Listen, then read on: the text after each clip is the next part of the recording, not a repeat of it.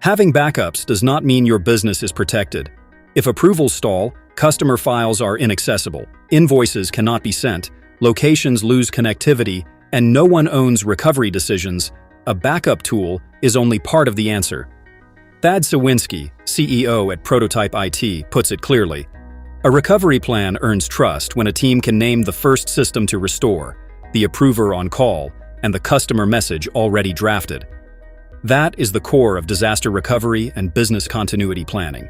It starts with business priorities, not tools. You need to know which functions must return first, such as order processing, payroll, dispatch, customer support, finance systems, compliance records, cloud applications, and site connectivity.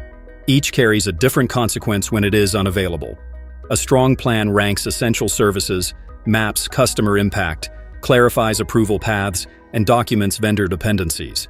That means knowing who can authorize emergency spending, vendor changes, temporary access, and recovery sequencing before disruption occurs. Scheduled backups matter, but recovery depends on more than backup alerts. Your team needs restore testing, recovery order, credentials, MFA access, cloud recovery options, vendor contacts, and employee updates. Restore proof matters. Recovery order matters. Access control matters. Business continuity planning keeps decisions moving when pressure is high. Name incident leads, department contacts, vendor contacts, and executive approvers. Define which systems return first based on revenue, compliance, and customer impact. Read the full article on our website and add this to your playlist.